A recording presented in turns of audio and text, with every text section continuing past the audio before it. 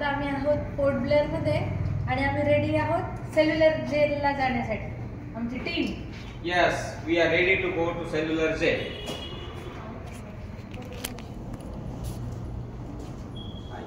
जय असते. आम्ही cellular gel येथे पोचलोय आणि बाहेरून सेल्युलर जेल कसं दिसतंय ते बघा.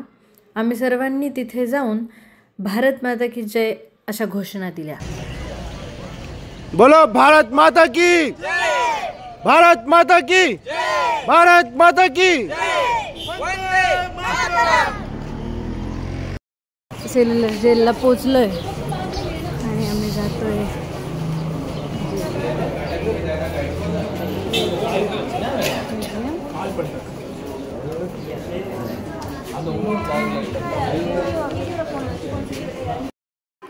आपण जेलमध्ये प्रवेश केल्यानंतर उजव्या आणि डाव्या दोन्हीही बाजूला एक गॅलरी तयार केलेली आहे. या गॅलरीमध्ये स्वातंत्र्यवीरांचे फोटो तसेच कुठल्या प्रकरणातील कोणते स्वातंत्र्यवीर किती दिवसांसाठी सेल्युलरमध्ये होते हे अगदी स्पष्टपणे लिहिलेलं आहे. यामध्ये नाशिक षडयंत्र केस, लाहोर षडयंत्र प्रकरण, बालेश्वर प्रकरण अशा अनेक प्रकरणातील लोकांची यादी तिथे लिहिलेली आहे. इथून थोडंसं वर गेल्यानंतर सुभाषचंद्र बोस गॅलरी आहे. त्यामध्ये सुभाषचंद्र बोसांचे पण इतिहास सगळा लिहिलेला आहे. त्यांचा एक अतिशय सुंदर पुतळा पण या गॅलरीत ठेवलेला आहे.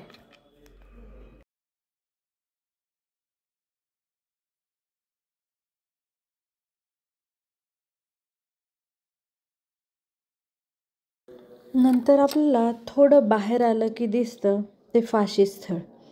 या फाशी स्थळामध्ये एका वेळेस 3 जणांना फाशी देण्यात येत असे.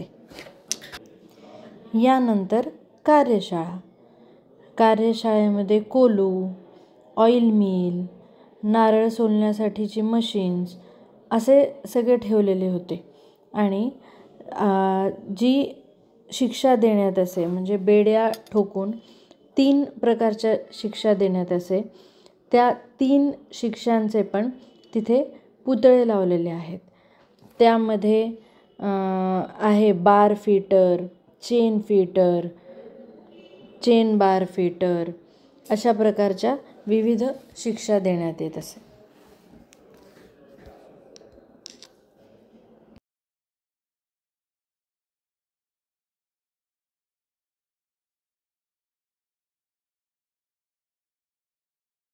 असं हे सेल्युलर जेल 3 मजली आहे. दुसऱ्या मजल्यावरचा शेवटची कोठडी ही सावरकरांची आहे.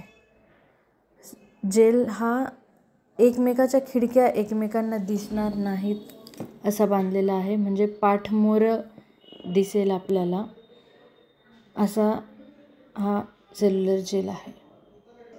बघताना खरंच आर्किटेक्चरची कमाल वाटत होती. त्यावेळेस इतकं चांगलं आर्किटेक्चर वापरून असं जेल बनवलं आहे.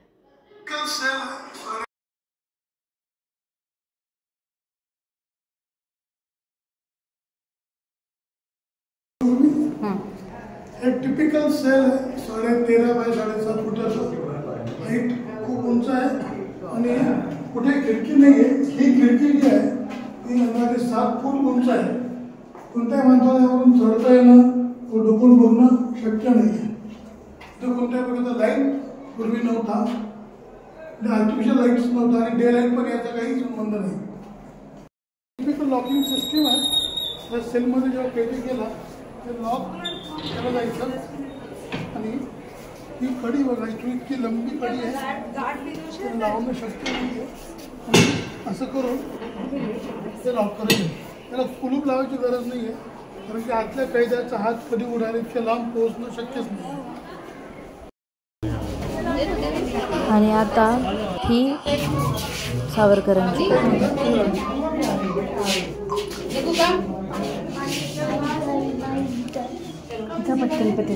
भारत माता की जय. भारत माता की जय.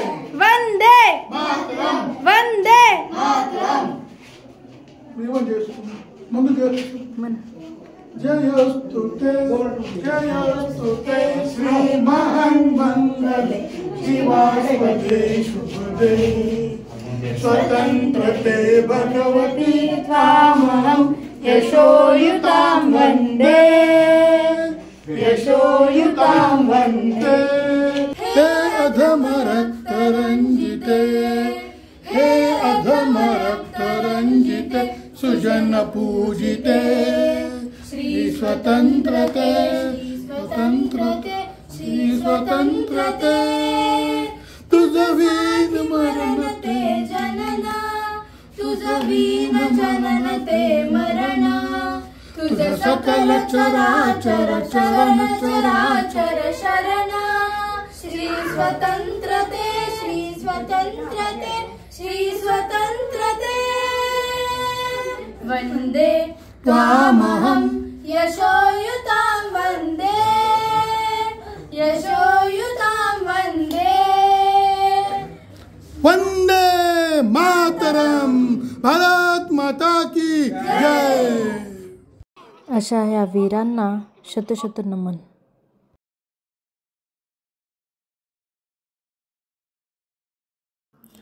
हा वॉच टॉवरवरून घेतलेला व्हिडिओ आहे। वरून सेलचा व्ह्यू असा दिसतो। बाहेरून संपूर्ण जेल या प्रकारे आपल्याला दिसते।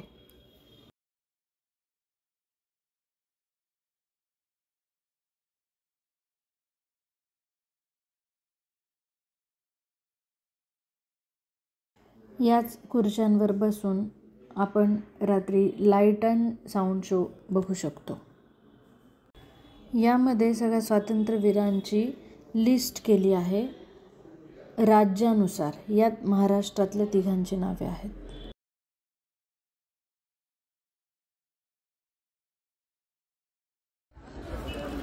ही आहे अखंड ज्योत। ही दिवस रात्र स्वातंत्र्यवीरांच्या आठवणीत इथे तेवत असते।